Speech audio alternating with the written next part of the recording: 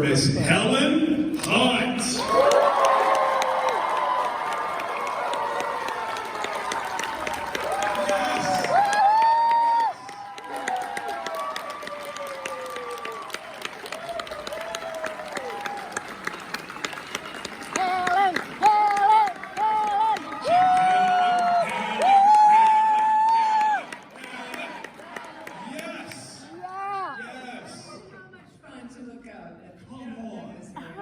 Listen, this is the minimum of what you deserve. We are beyond fans of you. We were just having this whole discussion, trying to figure out what is our favorite works of yours. We couldn't agree. Also depends on how old you are. Well, if you're really well read, you know that there's a ton of things that you have been in that are phenomenal. Thank you. And I think we have to start at the beginning and kind of go, where did the acting bug bite you to give us this wonderful library of work that we enjoy? My dad was a director of the theater and took me to see plays. Yes. Because I'm Godspell. I'm a hippie at heart, so I said, I want to do what they're doing. That's a very tricky space to be in, because obviously with your dad being a director, there's a quality level that you've been, associated with, you've seen. To live up to that is not necessarily easy. Did you feel any pressure to step into that space? No, my dad was sweet and supportive, and if I said I wanted to do something else, he would have been just as supportive, but I didn't even choose acting. I went to acting class when I was young because my cousin went and I just followed her around, and then an agent saw me, and the next thing you know, I was doing a TV movie called Don't Lie If You Know It, because you don't know it. Yeah. That's a title? Don't fake yell. Well, what is it? Oh, there you go. You don't know it. Yes.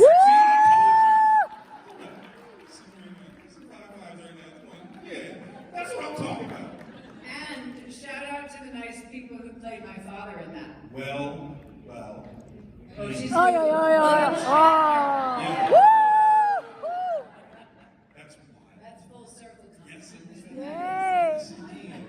That is awesome. Now, to get this role so early in your career, what is it like to kind of step into that space where you're working with folks like Bill Shatner? Is that intimidating at all? Or are you just so confident that you know this is what I'm supposed to be doing? I mean, I was so young that I didn't know enough to be starstruck, so that was good. Okay. And they give you breakfast when you go there, which was amazing. And my first day of shooting, I'm chased, ironically, by a cow. Actually, I'm just now putting that together. There's a cow on the front. I mean, someone. Okay, thank you, excuse me. Yeah, that was my first day of work. I love it. When did you know that this It's a cow in the was the first row. thing for you, though? Because there's something about doing it, but then there's something else where it clicks and you're like, this is where I'm supposed to be. This is I mine. think when I got to the age that I would have had to have found something else, Okay. but I didn't have that. I was like, I guess this is what I'm doing. I guess this is it. This is This is it. This is There's as nothing good else. as it gets. Oh! I've never heard that. See how she just twisted that joke? Oh! So, considering that you have a range of showcases both on stage, television, and film, do you have a preference for what acting space you prefer?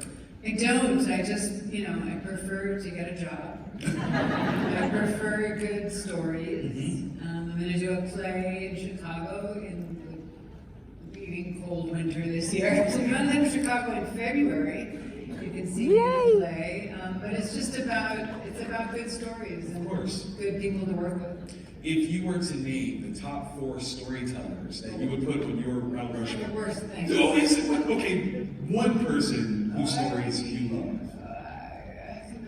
Okay, all right. I mean, because those are some of those things where, as an actor, it's always curious as to what sort of things you like to experience that you're not in. I mean, I go see every art movie that comes out. I'm a Star Wars or Harry Potter. Let's go. You know, you're a whole door right there. You're a fan of just Hufflepuff, whatever. What I love is that you knew what I was about to ask.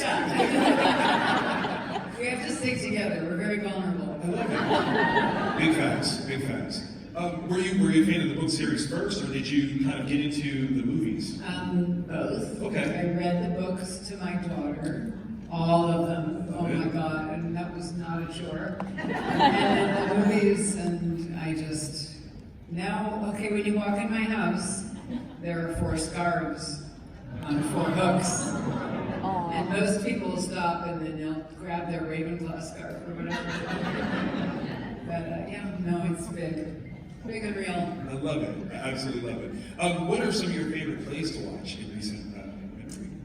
I just saw Jessica Lange do a play called Mother in New York. And she was so incredible. I feel like she raised the bar, and now I have to try to be better when I do my play in January. Truly. That's always something wonderful. Steel sharpens steel. To have other actors that inspire you, it's a wonderful thing. She absolutely inspired me to work harder on this thing I have coming up. I love it. I love it. So we have to talk about Mad About You. It is one of the greatest sitcoms of all time, let alone defining of the 90s. And to join this wonderful storyline and be with Paul, what was it like for you to recognize the impact that it was having? People started saying, it's like you're in our living room. I heard that, and then he said he was hearing it, and we both realized people are seeing themselves or some version of themselves in it.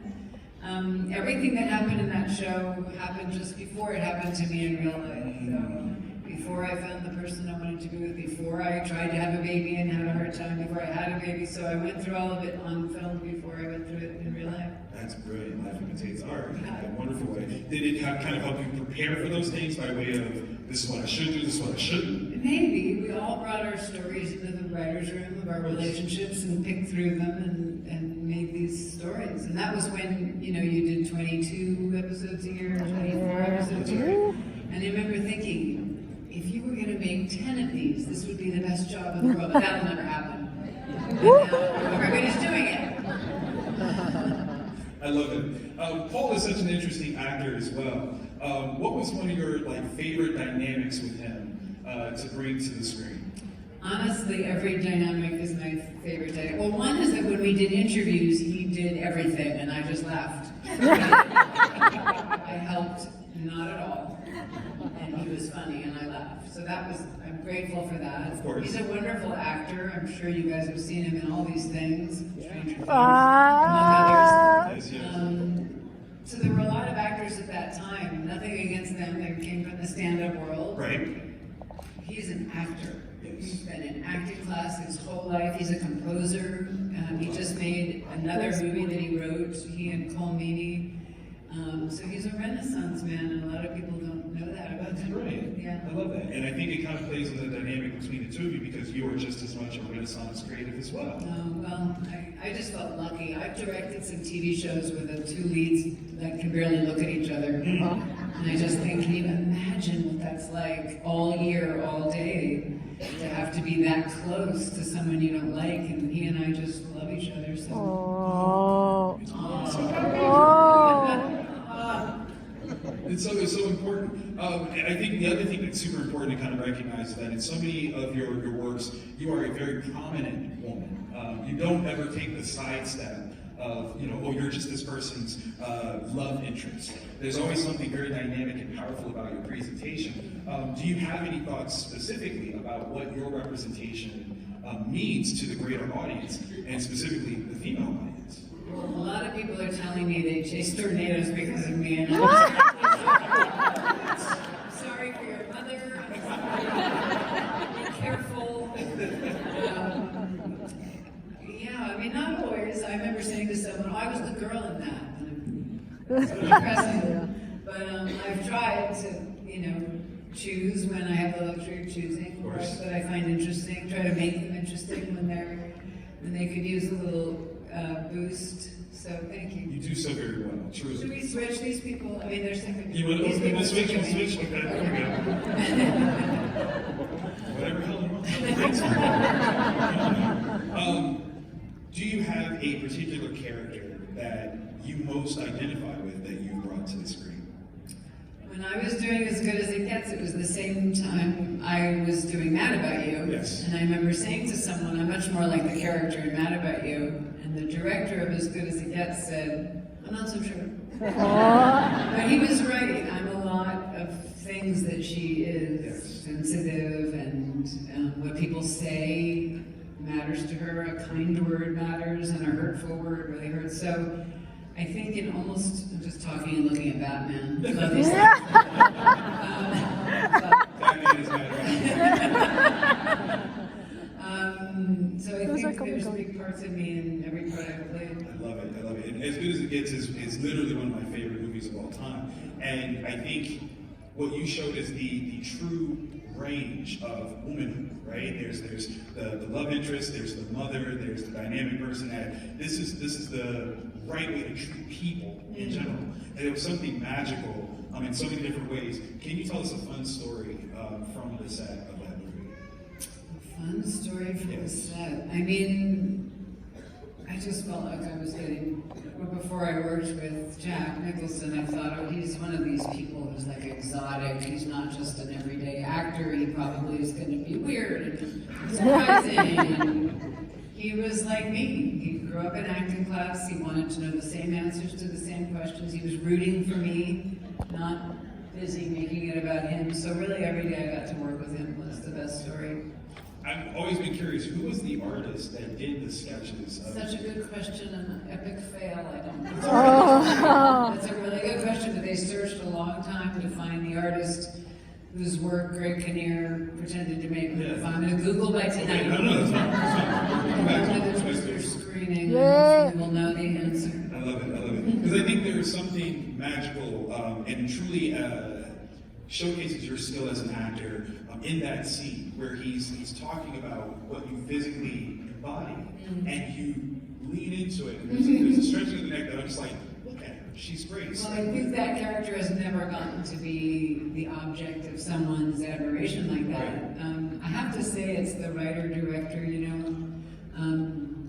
That same director directed Terms of Endearment, Yes. Cast News, and there's something about those movies, when you turn them on, you can't turn them off, and it's the writing. All the actors are great, but it's the writing. I mean, you kind of have to be great in order to bring that out as well. So. But he kills himself finding the right person for the job, and he hires them even if they don't seem right, but if he thinks they're going to get the story told, he hires them. I love it. That's brilliant. That's absolutely brilliant. Because I was literally starting to talking about Twister. I'm like, what is happening? So Twister, obviously you being the reason why so many people chase storms. And dressing. So when you're presented with this role, you say yes right away? I mean, kinda. I was working on Mad About You really early on though, so it wasn't a big thing, and I got a call, please come to Steven Spielberg's office. Whoa. Alright. They had a fancy lunch laid out, and I was not used to that. I think they were doing all that so that I wouldn't really look and just see that I was going to be running away from wind machines for 4 months. But they wanted, I mean, I had to say, why are you choosing me? You know, so they must have wanted someone who cares about the acting a lot. Of course. And a bunch of writers worked on that. They were all really good writers who knew that the special effects alone weren't going to get people dressed up as me 100 years later. There needed to be a great story. There had to be a love story in the middle of it.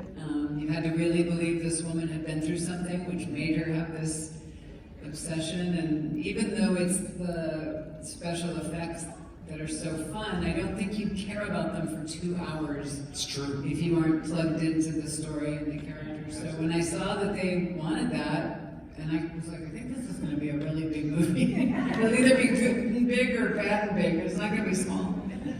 I jumped in. I love it. Make some noise for Twister, please.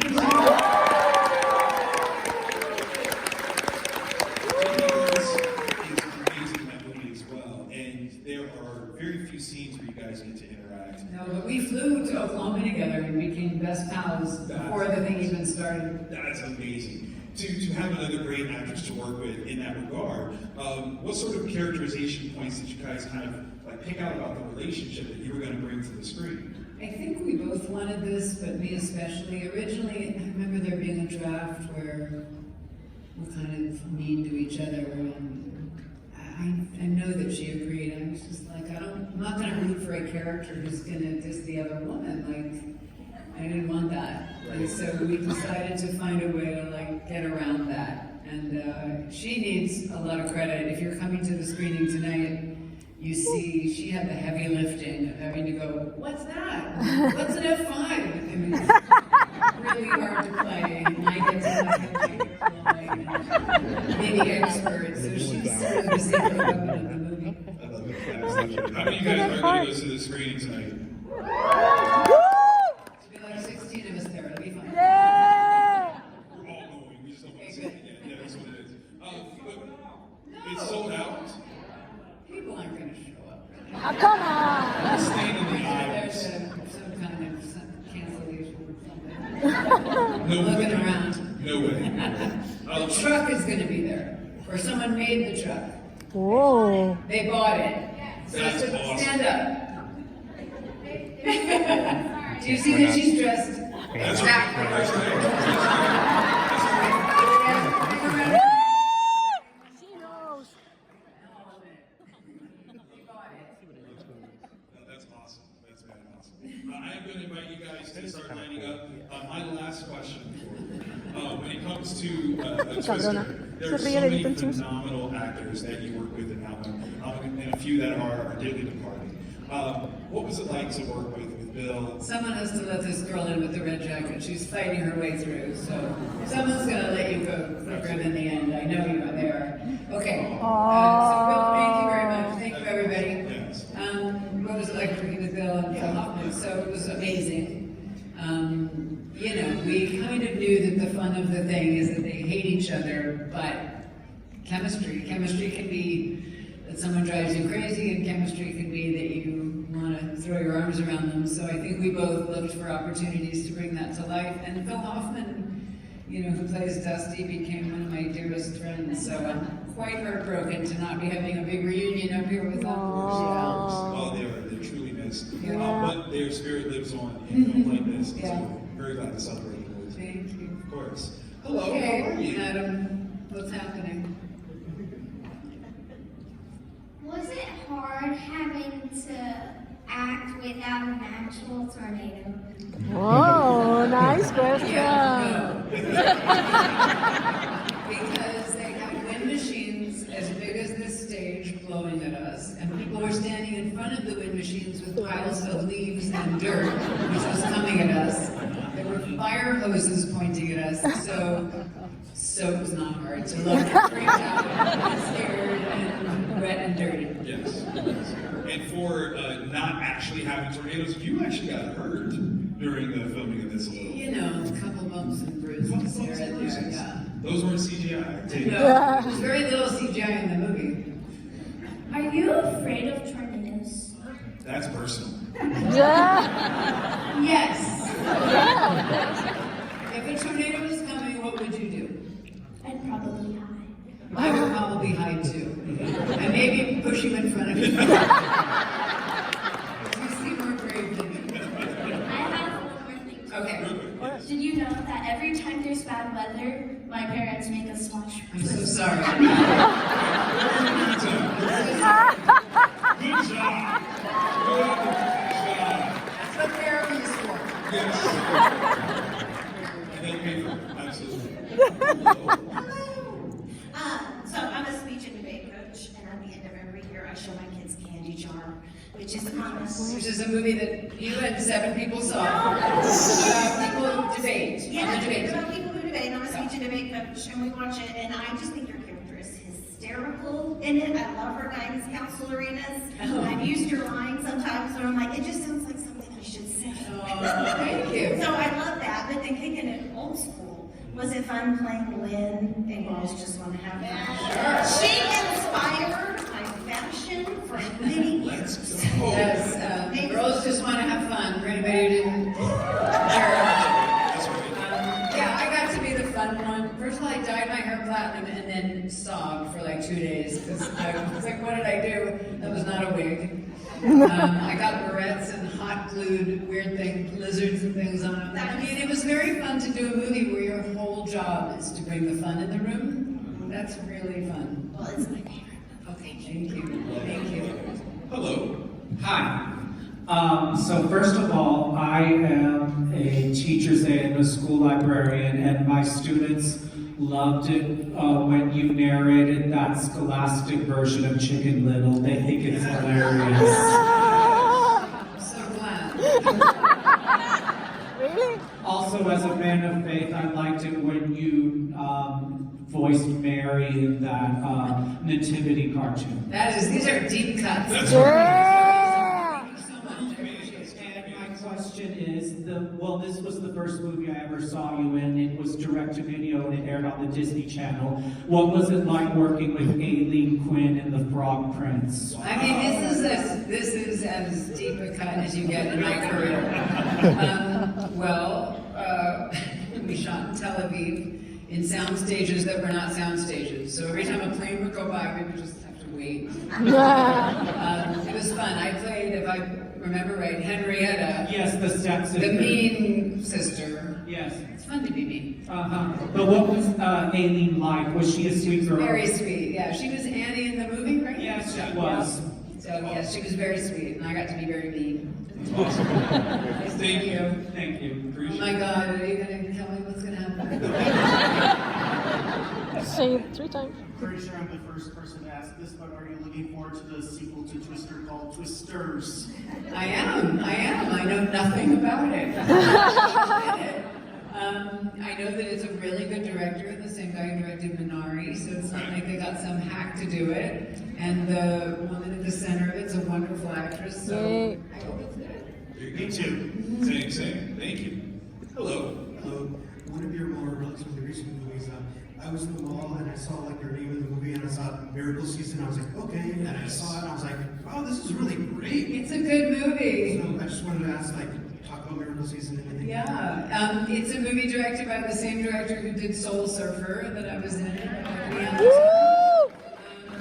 And it's a true story of a high school volleyball team and their superstar setter. And she died in a motorcycle accident. And the whole town and the whole community just could barely lift their head up. And then they rally behind one girl, Erin Moriarty, who's not ready. And it was lovely. It was lovely. And my daughter's in it. If you look for the redhead, that's my daughter. And while we're at it, go to Apple Music or whatever you use and look for McKenna Lei, L-E-I. She has an album called Call It a Home. I can sell my own daughter. Yeah, of course. It's very beautiful music. Woohoo! McKenna Lei, and the album is called Call It a Home. Thank you for letting me sell out for my daughter. You look very familiar. Yes. Sorry, I'm used to having to talk like this close to a mic. So, as you can tell, big fan of Twister. Parents also made me watch it when bad weather's coming, so I still do it to this day. If it gets dark outside and it's raining, that's what I do. Okay. And always with a blanket around you. That's right. So you know. Put the blanket over your head and not. Right. One of these. So I have always been kind of interested in acting, and I want to know, like, what would you say is an experience that you really took with you from any of your performances that has just stayed with you going forward in your craft? Yeah, I mean, the first one that comes to, it's always the people, you know, we all know that at the end of the day, we're going to look back and go, it's the people that mattered, none of it else mattered. So the people, you know, Paul Reiser is one of my dearest friends, so that's a huge takeaway. What else? I did a movie called The Sessions, and Yeah. I did a screening, and you were there for that. That was quite a moment. It's about a woman who is a therapist, sexual surrogate for people who are disabled and unable to participate in that part of life, and she helps them. And there was someone who had had a spinal cord injury who talked about that movie meant a lot to him and might even affect some kind of legislation supporting differently able people. And so that's when you go, well, that's kind of more important than anything else. So that was probably the best takeaway I've had in a long time. I get that. I get that. Thank you. Thank you. That's such a powerful movie too because it's showcasing a perspective that people get overlooked Yeah. and don't realize. Yeah. Hello. Hello. Have you ever seen a real tornado? Okay.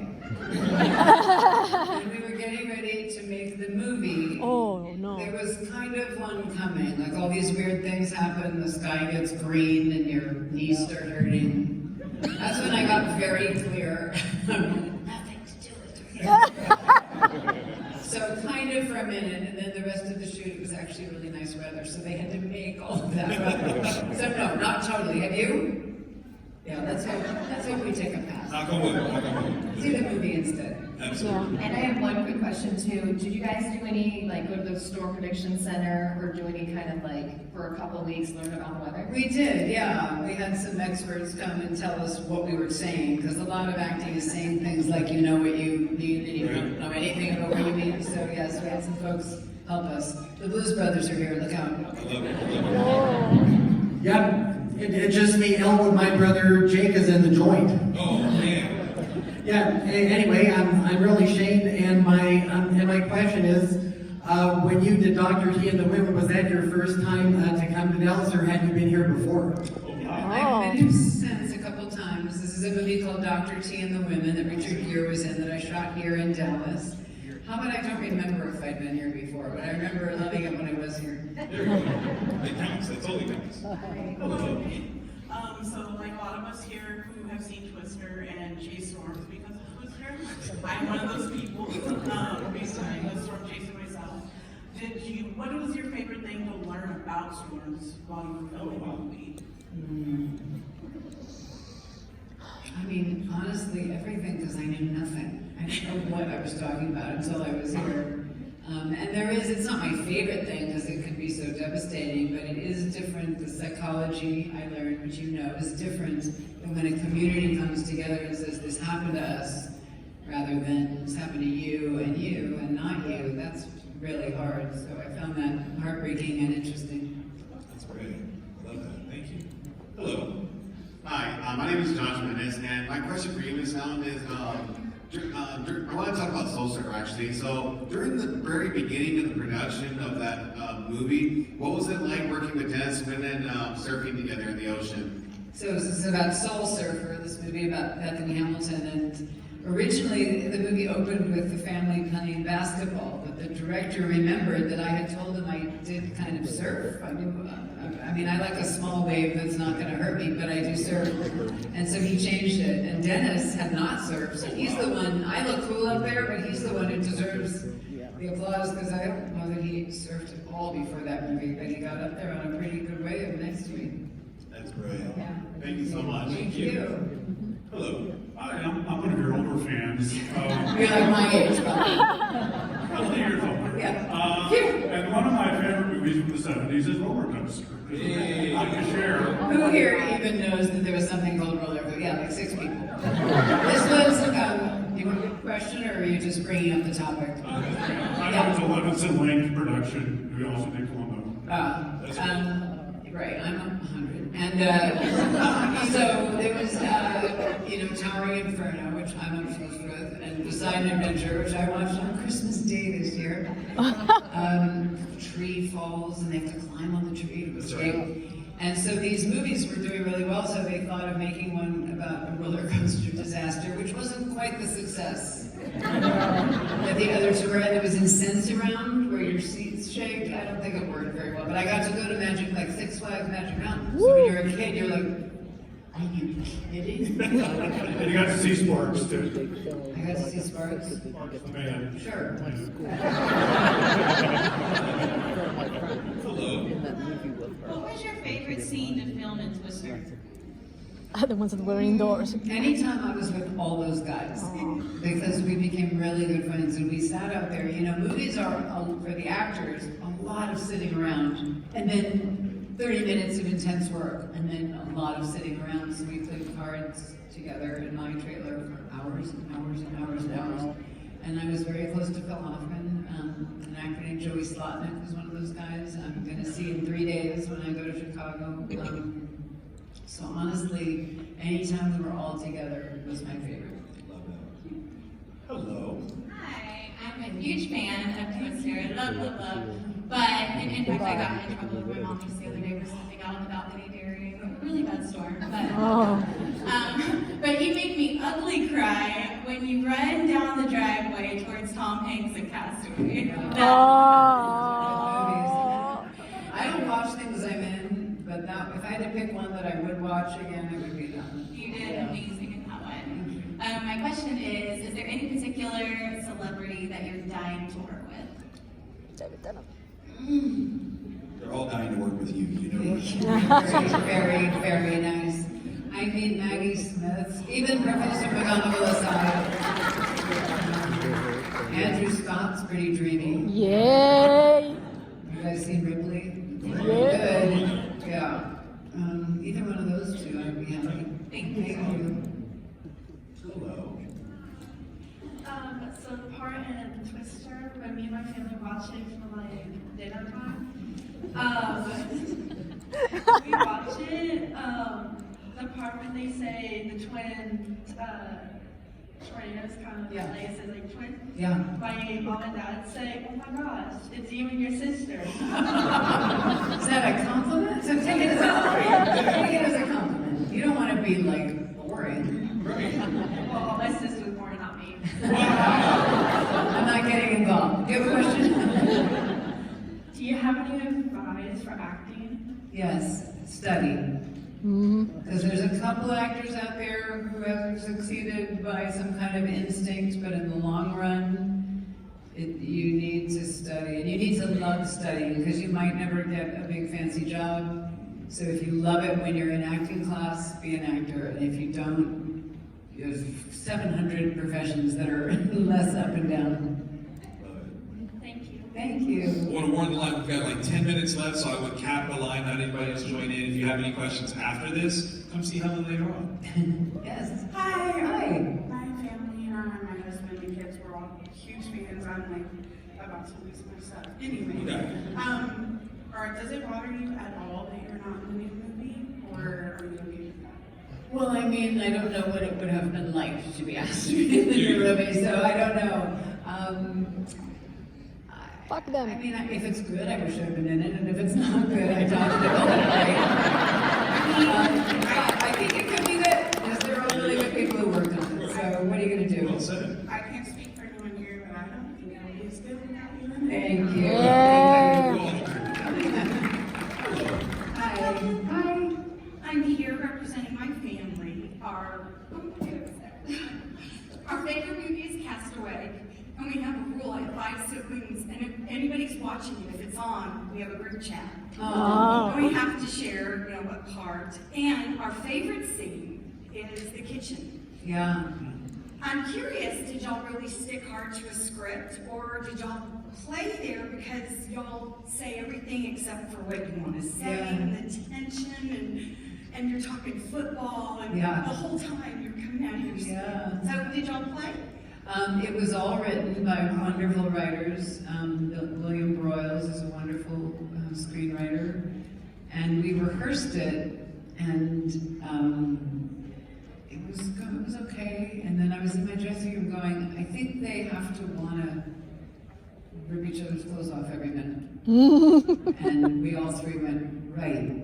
So that sometimes you find the thing under the thing. So they're chatting, but underneath it all, they're desperate to be together. And y'all kept some distance. Was that y'all's choice? Or yeah, I mean, everything's a choice. Everything's a director or a writer or an actor working really hard to, there's a moment I open the freezer and it's the kid or me and the husband or something right in his face. So everything's on purpose. Well, thank you. Thank you. Thanks for being here. Thank you. Yeah. Hello. Thank you. Hi. Okay, so my question came out of, I'm someone who is doing what I love to do. I'm a nanny. Oh, great. Still have lucky kids that have a nanny who want to be there. Thank you. So when I was thinking of the question, I was like, there's so many parts of being a nanny that make it worth it, loving what you do. Kids are characters, and so I always have funny memories. So I was like, if I asked Helen a question, would be, do you have a distinct funny memory or favorite memory from working on If it's not Twister or just any of the Yeah. Well, that scene we just talked about, I had forgotten it, but that feeling when you can feel that it might be really right. And you have, on stage you often have nice long 20-minute scenes, and on film sometimes they're 25 seconds.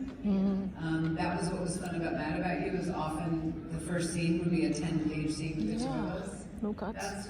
That's when it gets fun, when you're actually hitting the ball back and forth and can be in it rather than a lot of the skill, technical part of acting is to rush in from the giant tornado, have one line, and they cut. Like, that's hard. That's hard to do. And so it gets more fun when there's good writing and good acting and you have a nice long stretch of time to do it. Yeah, like moments that you can actually kind of dig into. kind of like feel like you're in the moment, like, Yeah. wow, I'm doing what I love to do. That's it. Like, Yeah. like- That scene I remember being that way. Thank you so much. Hello. Hi, hello. A little tidbit. Because of you, I'll forever know how to spell conscience. Okay. Yeah. That's right. Who knows how to spell that word? Nobody. So Annie passed away. Do you think she should have ever looked for him or waited? Well, what we tried to do, and I don't know that it worked because a lot of people feel like the ending of the movie was wrong because they should have been together. No. But what we tried to do with life, and also that maybe in some way she wasn't totally right for him. I think the idea of that woman at the end, that she's older and she's lived more and he's lived a lot, whereas, it's subtle, but I think our hope was that at some point, not just the fate pulled them apart, but maybe she's not who he's meant to be with. So I think that worked for some people and not for others, but it was fun to try for that. Oh, thank you. Thank you. Hello. My favorite movie of yours was Soul Surfer. What was your favorite scene in that? Well, I caught the best wave of my life at the beginning of that scene. So later, if you feel like renting Soul Surfer, you only have to watch the first 20 minutes, as far as I'm concerned. Because I got that little help, a little push in the wave, but I rode the wave. And that was really fun. I would never ride a wave that big without a water safety guy right alongside and a jet ski filming it in case I drown. So that was pretty fun. That was amazing. I love it. Last question. Hello. Hi. Hi, my question for you on there would be, I'm going all the way back to Mel Gibson age. Let's go. With What Woman Wants. Yes. Yeah. Is there a scene or particular moment that you wish was added in there to basically better describe it, or just a great feeling of ecstasy or something like that? Is there a scene that wasn't in the movie that I wish was in? Yes. I can't think of one, but I know the favorite scene I have in it. We have a long scene again. It's that thing of getting to be in a long scene around a table in a club when they kind of fall in love. That's right. And the director, Nancy Myers, had us look at this Katharine Hepburn Spencer Tracy scene where she's chattering away. She drops something that goes under the table, and he's just like this, just staring at her. And so that's what we tried to do, because the audience is really with him as he falls in love with her. So I did a lot of chatting, and he just looked at me, and I had a really good time shooting that scene. Thank you. Thank you. Absolutely. It's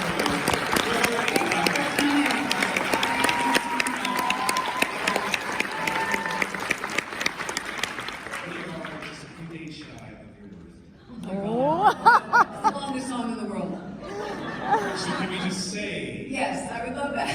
on the count of three, we'll do a quick happy birthday. Ready? Okay. 1, 2, 3. Happy birthday!